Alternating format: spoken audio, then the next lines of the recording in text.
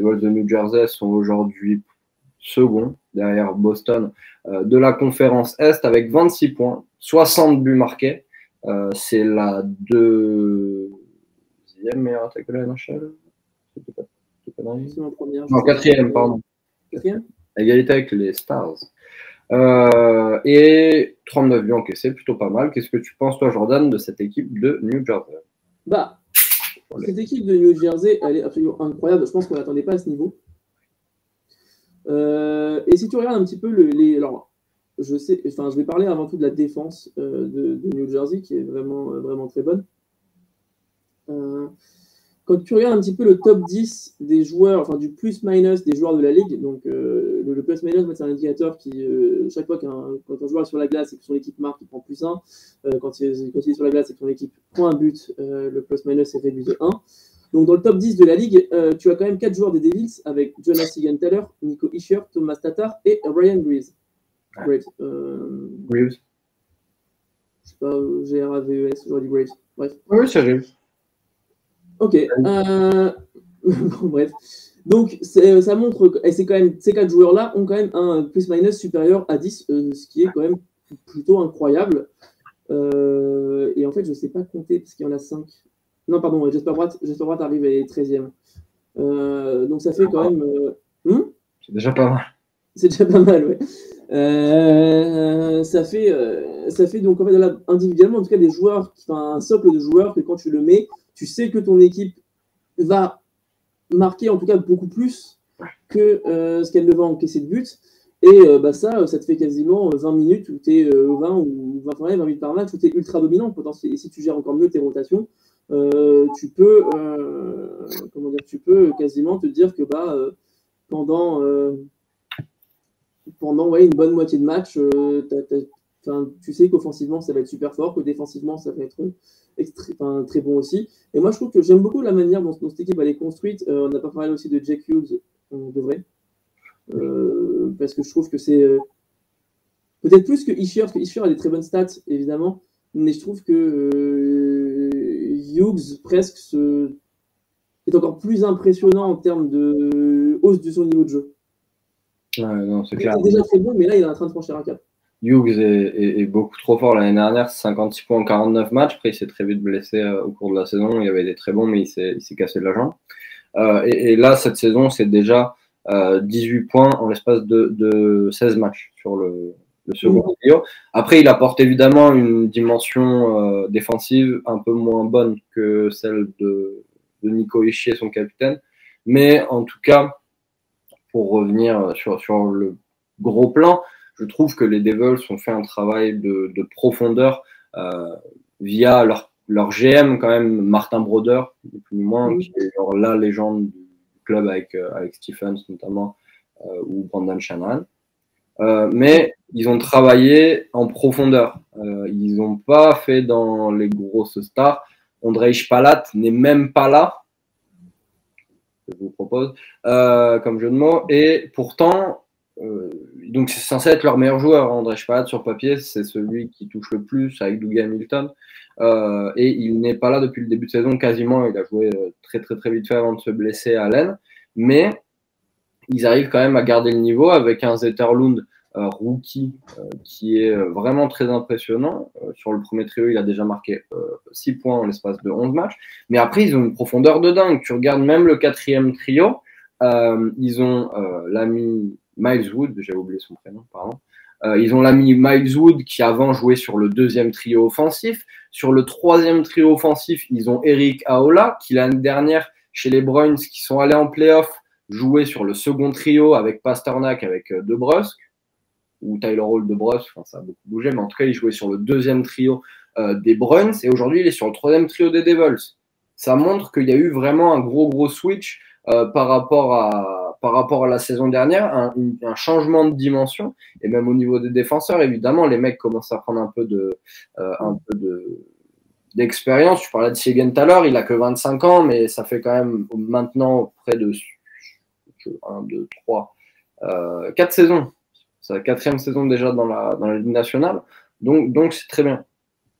c'est très bien. C'est un modèle évidemment de reconstruction. Hein. On a même un duo de gardiens qui est très intéressant. Ils ont été patients avec Blackwood alors qu'il a été blessé sur long terme la saison dernière. Et ils ont essayé de lui chercher un remplaçant, mais l'équilibre tient quand même. Après, bon, Vanecek est très très fort, donc je pense que sa place est un peu limitée. Enfin, un peu, la place de Vanecek est un peu assurée. En numéro 1, il y a 91,5% d'arrêt pour 2,17 buts encaissés par match. Donc voilà, je pense que ça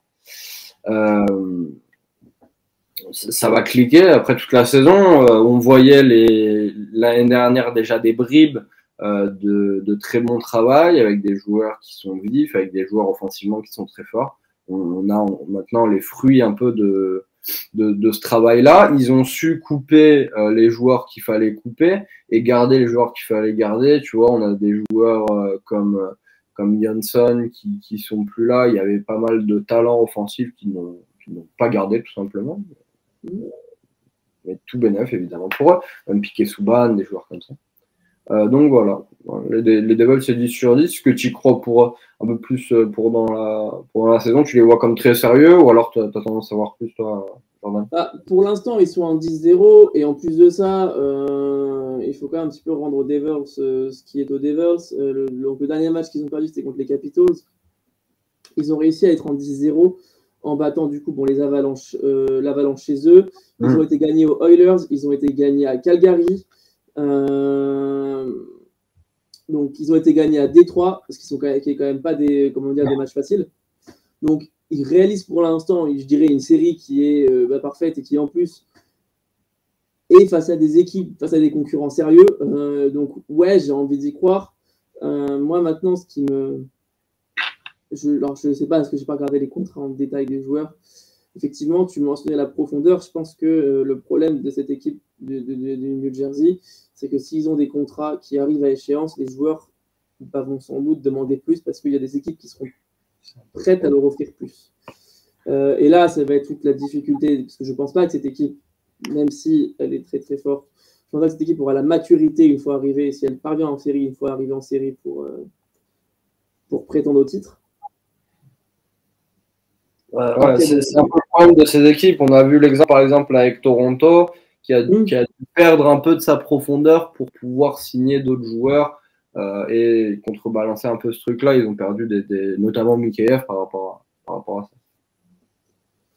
Voilà, exactement. Mais en tout cas, là, pour cette saison régulière, ouais, du coup, j'avoue que l'année dernière, je trouvais que c'était déjà une équipe qui était très intéressante à regarder dans ce qu'elle pouvait proposer parfois en termes de jeu, parce que ils avaient quand même des joueurs comme Isher ou comme Hughes qui savent faire des trucs un peu marrants, un peu spectacle. Et du coup, cette année, effectivement, de voir que ça clique, c'est quand même plutôt cool. Et puis, Martin Brodeur, donc tu as dit, qui était le gardien, le gardien historique de cette franchise, qui maintenant montre en fait qu'il connaît un petit peu, qu'il connaît même beaucoup d'ailleurs le hockey sur glace, et qu'en tant que GM, c'est performant. Et qu'en fait, c'est pas une mauvaise chose parfois de garder un petit peu les légendes de ton club, de ta franchise, et après de les faire monter dans la hiérarchie, parce que du coup, ça te donne finalement des équipes très intéressantes. Et ça montre aussi qu'il faut des connaissances de malade pour être GM. Je sais pas si tu l'as dit, Jordan, je suis pas sûr, mais l'année prochaine, tu dois signer Jesper Bratt, Thomas Tatar, Miles Wood, Cherangovic, Michael McLeod, Jesper Boquist, Nathan Bastien et Fabian Zetterlund. Ça, c'est... Alors, je ne l'avais pas dit, mais ouais, je savais qu'ils avaient beaucoup de joueurs en fin de contrat. Ils ont plus que 4 attaquants sous contrat, en tout cas sous contrat établi, parce qu'il y a beaucoup de joueurs, évidemment, comme ils sont jeunes, qui sont restricted free agent. Et sur les défenseurs, ils ont 2 défenseurs à signer, donc Damon Severson et Ryan Graves. Donc, des bons défenseurs, sur papier. Et le problème, c'est qu'aujourd'hui, ils ont qu'un gros contrat. Alors, c'est aussi ce qui fait leur force, et qui permet aussi d'avoir cette profondeur. Ouais. Mais potentiellement, ça veut aussi dire que c'est des joueurs qui pourront prétendre, ou voudront en tout cas prétendre à plus d'argent.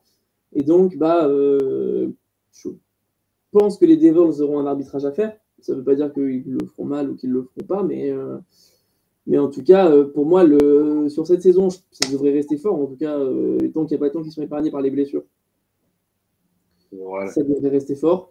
Après, voilà, voir comment ils vont négocier leur off-season. Ça, je pense que là, il va falloir que justement Martin Brodeur s'active un peu en coulisses pour garder un petit peu le vestiaire concentré là, sur la saison à venir et pas uniquement sur les contrats.